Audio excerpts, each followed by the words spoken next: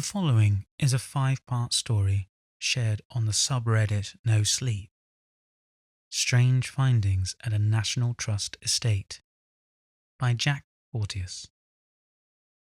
Part 1. I've discovered something. What it is, I'm not entirely sure yet. My hope is to share my tale with you and perhaps garner some answers as to what is going on. I work for the National Trust on an estate in the northwest of England. It is a quietly unpleasant place, although the occasional burst of sun does attempt to cheer it up. In a previous life, it was a Victorian workhouse. I'm sure most of you would be at least somewhat familiar with this premise, but for those of you who are unsure, the workhouse is a place of misery and death. A dark side of the Industrial Revolution. These workhouses took in the poor and needy and slaved them to despair. It was not uncommon for there to be accidents or deaths, and it is true that children were given most of the dangerous tasks, given their small frames could fit easily amongst the cluttered machinery. My role here is mainly as a guide. I take families and schools around the building, show them the old machines, telling tales of woe for entertainment and generally making people glad that they are alive in this day and age. I live on the site, in the old gatehouse on the road which leads to the workhouse itself. It is peaceful, if somewhat dull at times, but my bills and rent are not my worries. I also act as a watchful eye on the place during the night. Sometimes I will find the mud near the forest at the rear of the property disturbed by feet, although nothing untoward has ever happened to my knowledge. Occasionally, I have a visitor, Andrew, a historian who tours the National Trust sites, filling in the gaps of knowledge that people such as I don't have. The gatehouse has lost most of its imposing grandeur, with dry rot and other ailments settling into the old bark beams which keep it together. This problem has led to what I write of now. Restoration workers were called in to preserve the beams and retreat them. The work itself has kept me out of the house during the day, and each night I return to find another wall missing, or another beam coated in some terrible substance. Andrew is currently visiting, wanting to get further into the bones of the property. It was last night when he discovered it. I awoke in the middle of the night to find Andrew pacing restlessly around the house. I crept out of my own bed and asked him what was going on. He was engrossed in his thoughts, muttering to himself about there being someone in the walls. Naturally, this put my hair on end, and I attempted to talk some sense into him. He stopped and held my gaze before a wide grin cracked his face, and he exclaimed, "I found it!" He raced upstairs and immediately placed his entire arm in a recently made hole in the wall. He rummaged for several minutes before smiling again and pulling something out. It was a book, a journal from what we now know. I asked Andrew how he knew it was there, and he described that he had a strange dream in which a man named Tobias told him that he was within the walls. In the morning, he denied all knowledge of this. I was too bemused to question this Tobias dream, and instead raced for the light to see what Andrew had uncovered. Its contents were unsettling.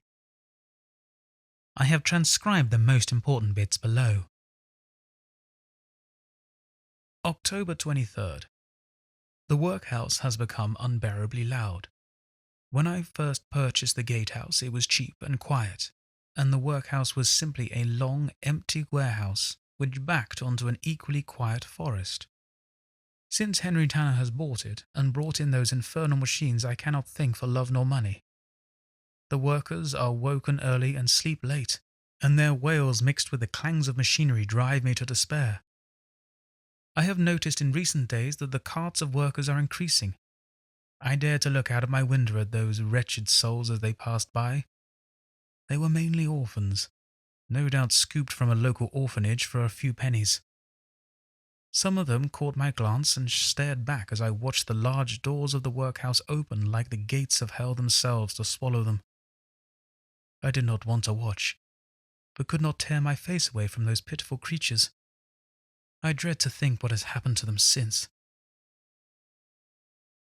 October 26th.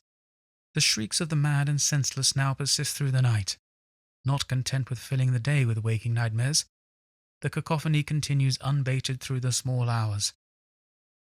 I watched from my window last night to see what is causing these unholy noises. The lights of the factory were off, so I knew they could not be working. Yet the sounds continued. I have noticed that the carts bringing workers have increased again, but the carts never bring anyone out, alive or otherwise. I shall endeavour to seek this curious source in the coming weeks. November 3rd. The shrieks are not coming from the workhouse itself, but the vast estate behind it. After several unsuccessful ventures, I found a hole in the surrounding fence, just enough to glance through. It was a ghastly sight. A couple of men who bore lanterns dragged 2 children out of the workhouse and into the darkness. The young ones quivered with fear, their faces frozen in silent terror. The chains that bound their arms clinked as they were marched towards the forest edge. The men who held the lanterns attached these chains to a metal stake, which was firmly embedded, and stood back. They spoke in low, rhythmic tones, words too alien to understand, yet their terrible essence disturbed the very air around me. Whatever it was crept slowly at first, keeping to the shadows of the forest. It was a sickly-looking thing, misshapen and crawling where it could. A terrible stench arose, so bad that even at my distance I could smell it. Whatever foul miasma rose from it, it seemed to not affect the men with lanterns. Their voices grew, as if coaxing the creature out. It grew in confidence as their chants gathered pace. The 2 boys could not take their eyes off the foulness which came silently towards them. I refuse to describe what happened next, but I can confirm that those hellish screams can only come from this one source. I will alert the authorities. Perhaps they could be of assistance. This is as far as we have come with the journal. The pages are delicate, fragile with time and poor conditions. It will take time to free the further entries. In the meantime, Andrew is visiting some of his contacts to find out who lived here previously and to gather any information possible on this Henry Tanner. I will update when we have found further information. In the meantime, I will watch the forest from the comfort of the gatehouse. The large fences that surrounded the workhouse are long rotted, allowing me a good view. Although such a thing could simply be a tall tale or the work of a fevered imagination, the entries put me in mind of the disturbed earth near the edge of the forest. I don't dare tempt fate until we know more. Part 2. We have discovered answers, and in turn have bred further questions. Andrew has searched local censuses for information on Henry Tanner, but has returned with other information instead. However, he has found information on Tobias Schenken, who was once resided here at the gatehouse. Tobias was a chemist, who appeared to have run his business out of the gatehouse at the time. Andrew visited the local archives and dredged out what he could. There was an article about the gatehouse and how a chemist vanished one night. Even scanning forward through the years, there is no mention of his return. I can only hope that his journal will relinquish further secrets. Speaking of the journal, I have carefully managed to pry some further pages from the diary. Not all are legible. Most pages are terribly gnawed by time, but I have listed what I can below. November 7th. Finally, someone from the constabulary has responded, but it has not garnered any further evidence as to what I saw. 2 officers arrived and took my report through barely concealed grins, may I add, and set off towards the workhouse. It was not an hour before they returned. They told me that they had spoken to Henry and found no evidence of any rituals or killings.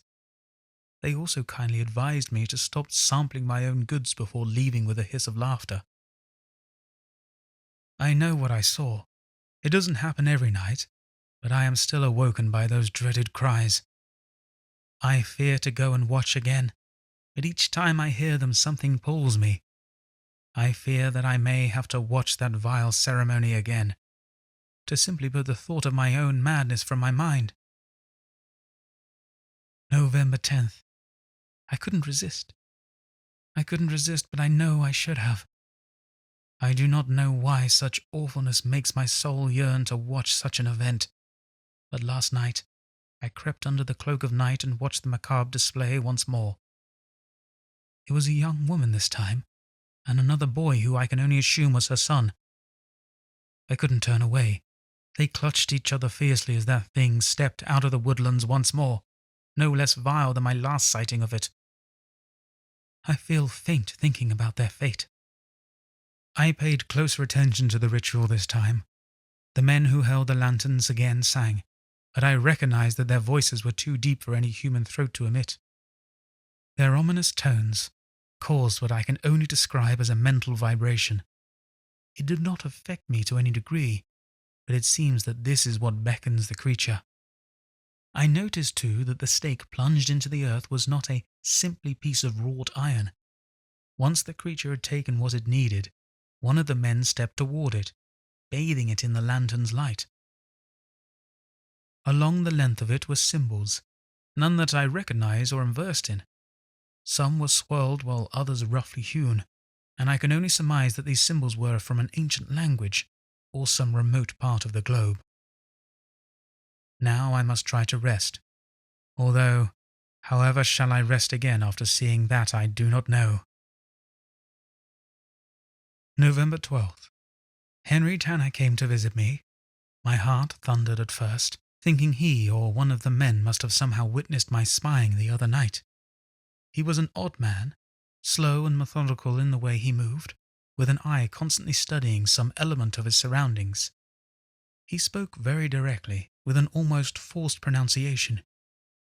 It has come to pass that my workings as a chemist has not passed him by, and Henry seems to be in need of certain chemicals and equipment. As sick as I feel over my decision, I cannot afford to turn away such coin.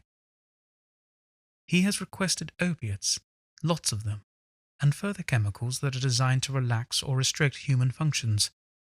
I dread to think of his use for them, and in such quantities too. Still, I must continue my work, and perhaps it will allow me to further glimpse into the workhouse itself. I could not sleep last night, so I found myself watching the edge of the forest under the moonlight. I occasionally snatched glimmers of movement among the tree line, but I put this down to fatigue, as when I looked again the shadows were still. The dark can often play tricks on the eyes, especially tired ones. Andrew and I have now read these entries several times over. After much persuasion, Andrew has convinced me that we need to go look over the site where these rituals were cited. It is the school holidays, and, as such, we are both busy during the day. We are heading out tonight to investigate. The moon is behind a shroud of heavy cloud, so we will be relying solely on our torches. In the pit of my stomach, I truly hope we find nothing, but there is something in the back of my mind which is electrifying my nerves. I will report back on what we uncover. Part 3. We've unearthed it. I don't know whether it is fear or excitement that currently pumps through me. But we now know that Tobias was not the madman either of us thought he was. I can't decide whether to describe it as glorious or dire, but I can at least relay last night's events to you. We've discovered it by accident, really. Armed only with our torches, we set out around the grounds in an attempt to find at least something to verify what was said in the journal. Our walk took us past the place where I occasionally find footprints and scuffed up dirt in the mornings. As we walked over the area, both of our torches dimmed before slowly dying out completely. Puzzled, Andrew turned to the light from his phone only to find the battery drained. Mine followed suit. After replacing the batteries several times and each time the torches dying, we came to the conclusion that something was sucking the power from them. Andrew disappeared and quickly returned with an old lantern whose flame was untouched by whatever was causing the power drains, and a metal detector.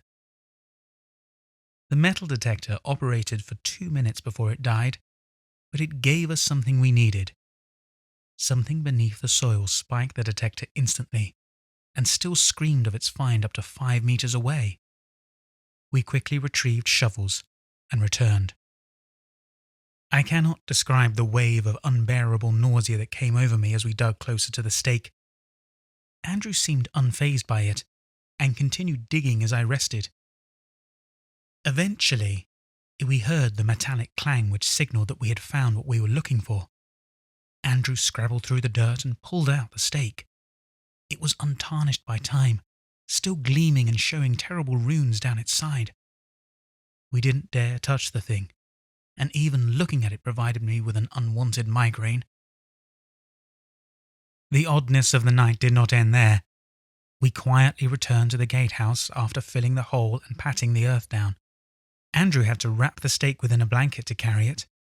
The strange metal was cold to the touch, but burnt his hands if he held it too long. I quickly discovered that when wrapped away, I can just about bear to be within its presence. But once unveiled, I have to leave the room. Andrew sat in the living room, relishing the study of it, as I sat upstairs. Even with it in the same building, I broke out in cold sweats. Just as I relaxed and became almost accustomed to the presence of the metal, there was a knocking at the door. I don't mean a slight tap. There was a thundering crash like a giant bashing the door. I flew out of bed at the sound, thinking that the house was falling down. I ran downstairs to find Andrew frozen in fear, clutching the metal stake close to his chest. An instant and piercing migraine split my skull as I gazed at it. I begged Andrew to cover it up, and once his senses came back to him, he quickly tucked it under his coat. We cautiously approached the door and opened it. Nothing. Only the sharp night air entered, and the darkness stayed outside. Needless to say, we did not sleep the rest of the night. This morning came to us slowly. We thought it was a blessing when the sun rose, but it only illuminated the horrors which the dark had concealed. The front door had 3 huge dents of splintered wood, one for each knock, as huge as the sound each knock had made. A trail led from the door, although what caused it I dread to think. I would not say that feet had made it, but something fully unholy. The trail leads to where we had filled in the hole last night. It's not filled in any more. What I can only describe as claw marks have scrabbled at the earth and dug to the depth of this metal stake. I dread to think of what it is that has done this, and we don't know if we can spend another night here. The metal stake is now sitting within the gatehouse. We deliberated for some time over where to keep it, but it now resides within Andrew's room. We agreed that we couldn't keep such a relic in a shed or outbuilding, but I cannot stand to be within its presence. I have taken Tobias's journal and will attempt to glean further information from its pages. Hopefully, by nightfall, we shall have some semblance of what to do next. It does not seem right to bury that stake back in its pit. A feeling of dread surrounds my heart. I can only hope that whatever came to the door last night does not return again. Perhaps whatever came to our door is what took Tobias the night he went missing. If it is, then I refuse to think of what became of him, and I stoutly refuse to think that the same will befall us. Part 4. I am writing this update in case I do not return. Whatever is happening here is not natural, be it a curse or a creature, and I fear I may succumb to wretched ways come morning. Andrew is gone. I don't know when, or if he was taken against his own will or not, but he is gone. I had a long day trying to prize further information from the journal, and from what I understand, Andrew spent the day studying the metal stake. I had thought that his obsession with it was odd, especially the fact that he is not as affected by it as I am, but my brain was so mangled that I could hardly process rational thought. The idea of getting more information from Tobias's journal gave me a single point to focus on, as opposed to leaving my attention scattered to the wind. Still, all I can do is describe to you what led to this dire situation. I was exhausted, having spent my energies in staying awake until daybreak, and then spending those precious hours of light delicately dividing the pages. Andrew quickly wrapped the stake up as he saw me returning. We made brief conversation, although I succumbed to my tiredness after he admitted that he had made no further progress on what the runes on the stake were or what they meant. It did not take long for sleep to claim me. I was awoken just after midnight. I don't know what woke me or prodded me to consciousness, but the first thing I noticed was that the dull dread of hum of the stake no longer affected me. Initially, I thought I had become used to it, that perhaps it now fed into some kind of mental background noise. But the truth was much more horrific. I stumbled out of my room to use the toilet and noticed the air was terribly cold. I checked upstairs to ensure all the windows were closed, but none were open. The light which rose from the stairwell signified that Andrew was still awake. I went to see if he had opened a window. I found that was the least of my problems. The door was wide open, blowing in the night breeze. Icy air rushed in, chilling me to the bone.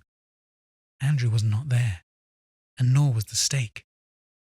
I ran to the door and looked outside, hoping to see a light of the workhouse on, that perhaps Andrew has wanted to study it where it would leave me undisturbed.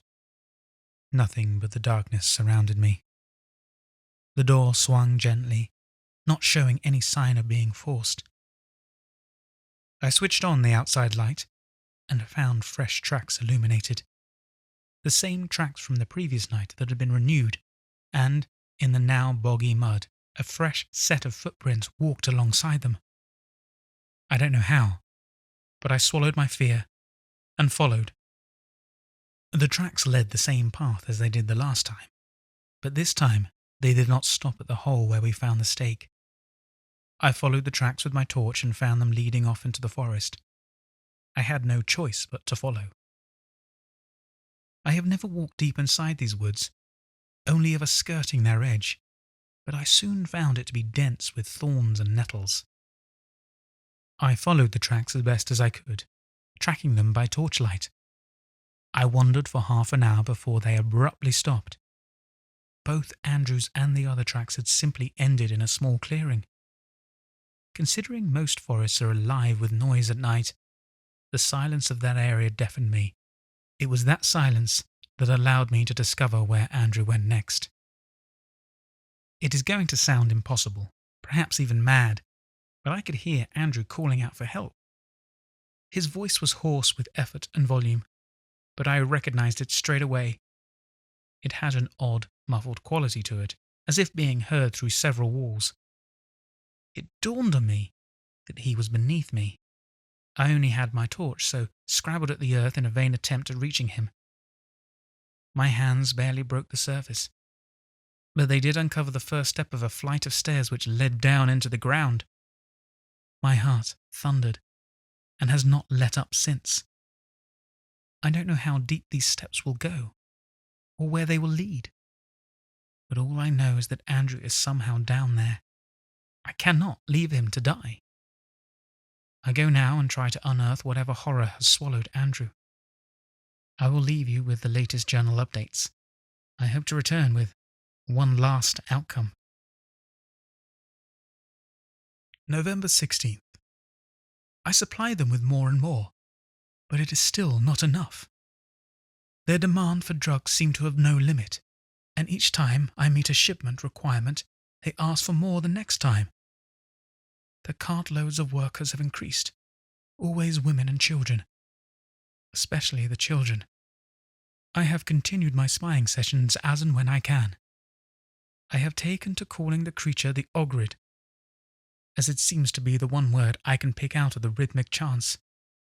It seems to match its odd, misshapen figure to a degree, although I still have no idea what it truly is.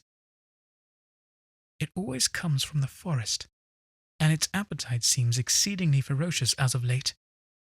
I do not stay for the end of the rituals any more.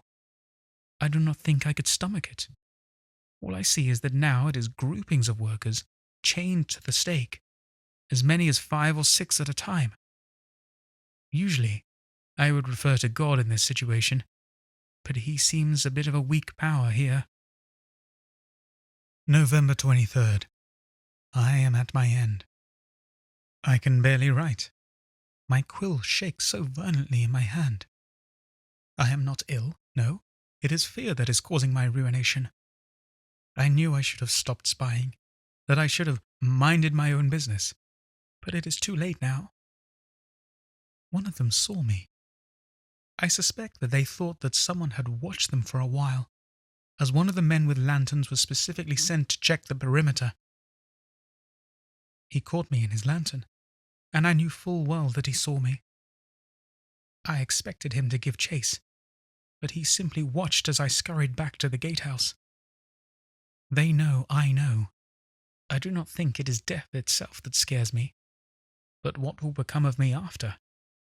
If there is such a thing as God and heaven, I do declare that such dealings with these monsters has blackened my soul.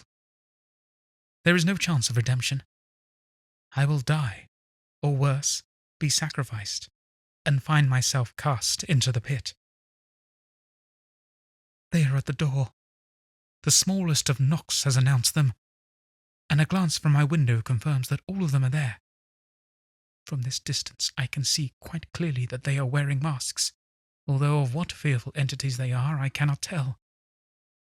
I go now into darkness. God have mercy upon me, and anyone else who uncovers this place. Part 5. Andrew is dead. I should have known it really, but something about those cries was so real, so desperate. I suppose I should start at where I left the last post. It didn't take me long to sprint back to the gatehouse and retrieve a shovel. It was talking myself into going back which took most of my time. My fight or flight had kicked into overdrive, the rational part of my mind begging me to flee in terror. I deliberated over my decision for some time, but eventually the thought of Andrew's desperate pleas forced me to go back. In retrospect, I should have left then. Instead, I grabbed the shovel and, remembering the dimming of the torches, an old oil lantern. After finding my way back to that exposed top step, I began to dig furiously. It was not as much work as I had initially thought. The soil had already been churned, so it was loose enough to simply shovel straight out without too much labour, the recent self-exhumation of the creature having done the hard work for me. The stairs continued down into the earth further than I thought possible, and by the time I had finally broken through into that underground complex, I had counted roughly 37 steps. The soil finally gave way, allowing me closer to Andrew's cries. It was, for want of a better word, some kind of ancient tomb. It was impressive, truly it was, and also terrifying. I cannot describe the wave of dread which seemed to waft out with the stale air, but it froze me to the spot. Only another wail from Andrew freed me again. The stonework was impressive, easily built for something twice my height. My torch gleaned detail from ancient stone, images of humans alongside vile beings who towered over our species. Scenes of rituals and sacrifice adorned many of the artworks, along with sets of runes which appeared to be ripped from the same set as what covered the same metal stake. The scenes showed not only the giving of our own sacrifice, but gifts in return to the men who willingly gave up others' flesh. Men with masks received something I could not make out. It was carved as if it were a ball with light cascading from it, which was then followed by those masked men descending into the earth. There were no further images after that. I moved further into the great tomb, closer to Andrew's laments. The cries grew less pained and more sorrowful. I descended another set of stairs before entering a large hexagonal antechamber. I recognized the figures immediately.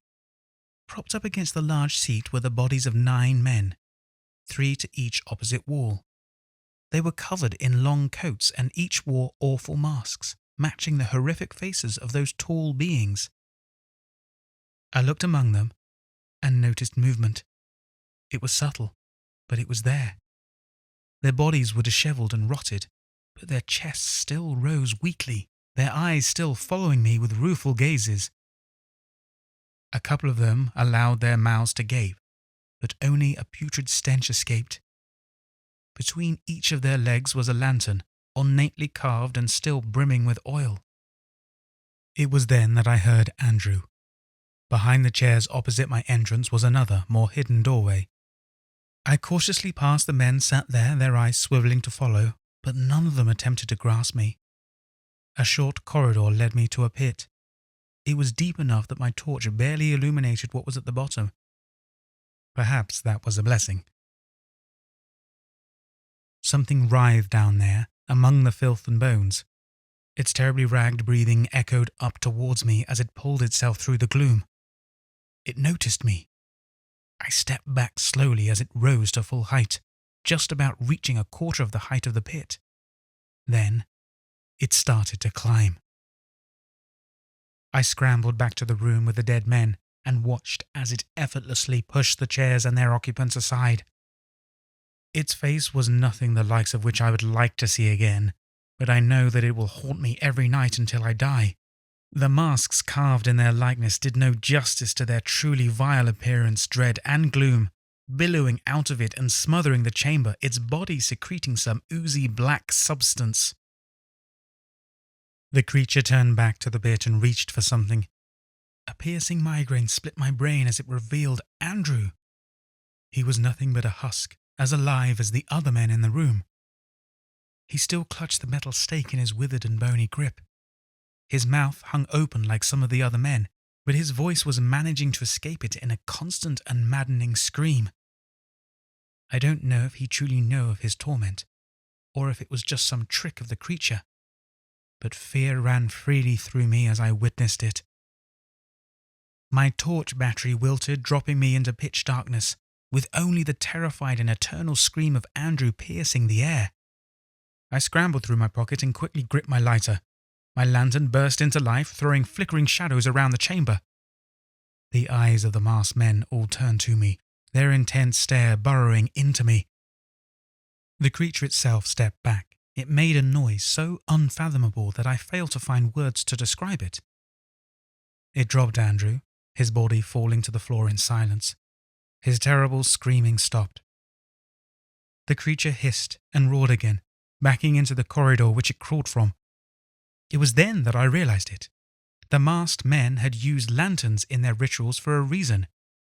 It served a dual purpose. The most obvious to provide a discreet form of light, and the other for protection from the creature they offered the workers to.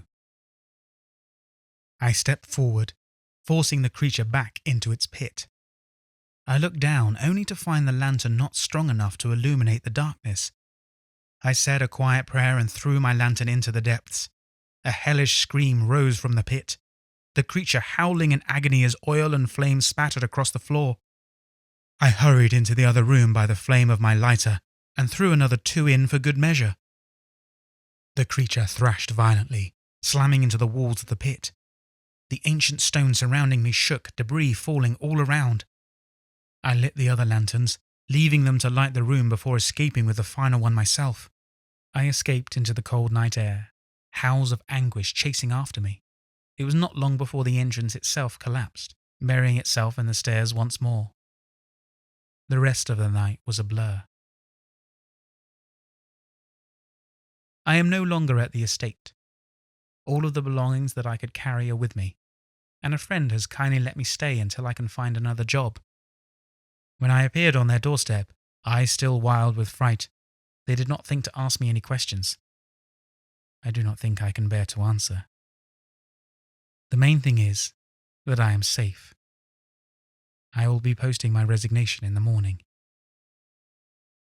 The one thing that I made sure to keep was the lantern which guided me out of that terrible place.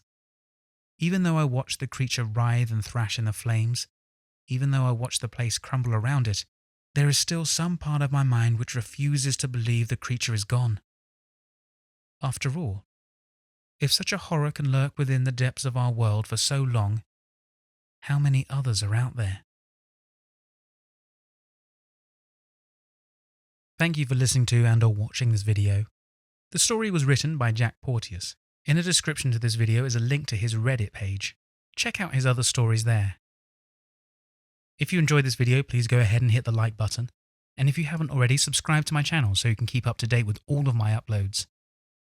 Also, check me out on Twitter. Both my personal and professional accounts are in the description as well. Until next time, take care.